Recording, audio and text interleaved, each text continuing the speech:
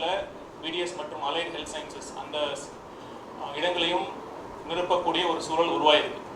இதுக்கு என்ன அந்த ப்ராசஸ்னால் பார்த்தீங்கன்னா ஒரு மருத்துவமனை ஒரு டீம்டு யூனிவர்சிட்டி ஸ்டேட்டஸ் அப்ளை பண்ணணும்னா முதல்ல நம்ம ஏற்கனவே எந்த யூனிவர்சிட்டி கீழே இருந்தாங்களோ அவங்ககிட்ட இருந்து ஒரு என்ஓசி கொடுக்கணும்.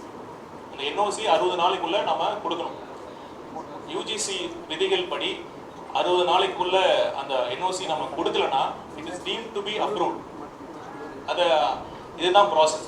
இப்போ என்ன ஆச்சுன்னா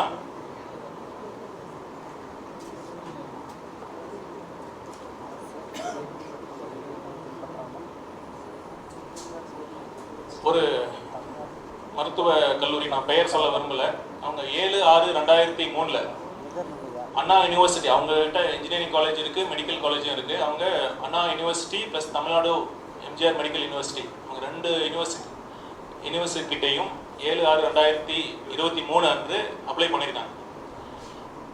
60 நாள் வரைக்கும் எந்தவித ஒரு நடவடிக்கையும் எடுக்கவில்லை. அந்த என்ஓசி கொடுக்கவும் இல்லை, என்ஓசி நிராகரிக்கவும் இல்லை. 3 மாதம் கழித்து ஒரு என்ஓசி இஷ்யூ பண்ணியிருக்காங்க. கடந்த ஆட்சியில் நன்றாக கவனிக்க வேண்டும். 3 மாதம், அதாவது செப்டம்பர் 2023 அன்று இந்த கல்லூரிக்கு, குறிப்பிட்ட கல்லூரிக்கு, குறிப்பிட்ட கல்வி நிறுவனத்திற்கு என்ஓசி வழங்கப்பட்டது.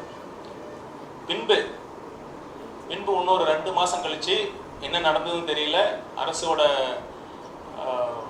உத்தரவின் பேரில் என்ஓசி திருப்பவும் ரிவோக் பண்ணிட்டாங்க. ஆனால் இதை எதிர்த்து அந்த நிறுவனம் ஹைகோர்ட்டில் அப்ளை பண்ணாங்க. ஏப்ரல் 2025 அன்று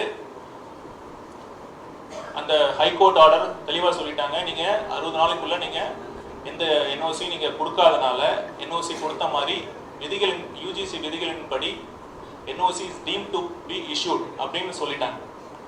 இதில் என்ன விஷயம்னா அந்த ஹைகோர்ட் ஆர்டருக்கு அகேன்ஸ்டாக அப்பீல் இது வரைக்கும் ஃபைல் பண்ண நம்ம கடந்த ஆட்சியில்.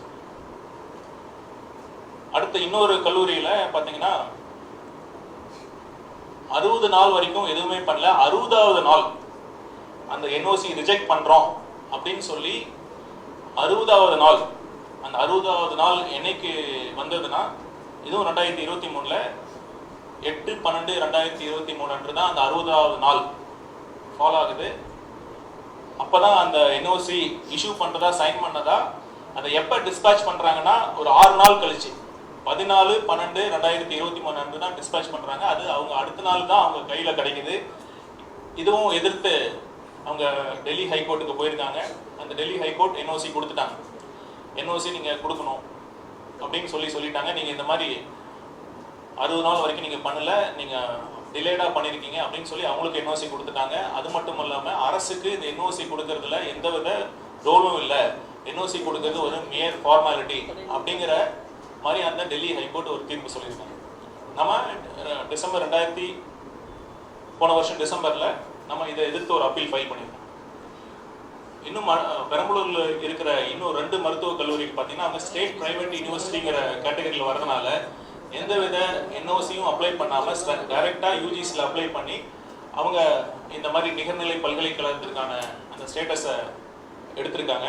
இப்போ என்னன்னா, இப்போ பார்த்தீங்கன்னா நான் ஏற்கனவே சொன்ன மாதிரி இந்த மாதிரி தனியார் மருத்துவக் கல்லூரிகள் நிகர்நிலை பல்கலைக்கழகம் ஒரு அந்தஸ்து வாங்கிட்டாங்கன்னா, இப்போ நம்ம அரசு நம்ம பார்த்தீங்கன்னா தமிழ்நாடு தான் இந்தியாவில் இருக்க மற்ற மாநிலங்களை கம்பேர் பண்ணுறப்ப மருத்துவ சேவை தரமானதாகவும்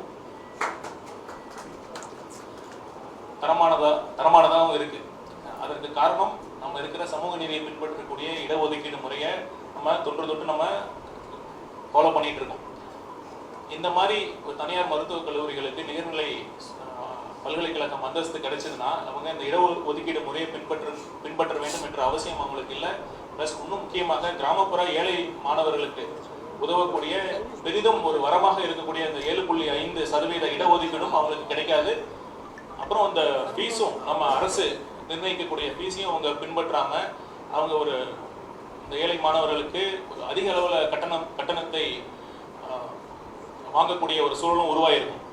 இதை எதிர்த்து மாண்புமிகு முதலமைச்சர் தலைமையிலான இந்த அரசு உடனடியாக இது பார்த்தீங்கன்னா 2 நாளைக்கு முன்னாடி தான் அந்த நேஷனல் மெடிக்கல் கவுன்சில் வெப்சைட்டில் அரசுக்கு தெரிய வந்தது இந்த மாதிரி நடந்ததுன்னு.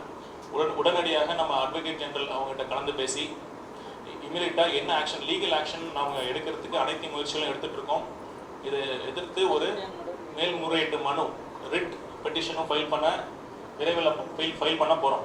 அது மட்டும் இல்லாமல் ஒன்றிய அரசை வலியுறுத்தி இந்த மாதிரி ஸ்டேட் கவர்மெண்ட்டோட என்ஓசி கண்டிப்பாக மேண்டேட்ரியாக இருக்கணும்.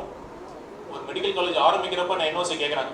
அதே மெடிக்கல் காலேஜ் ஒரு டீம்டு யூனிவர்சிட்டி ஆகிறதுக்கு எப்படி ஸ்டேட் கவர்மெண்ட்டோட ரோல் இல்லாமல் எப்படி அவங்க பண்ண முடியும் அப்படிங்கிற மாதிரி நம்ம ஒன்றிய அரசோட கல்வி அமைச்சகத்திட்டையும் நாங்கள்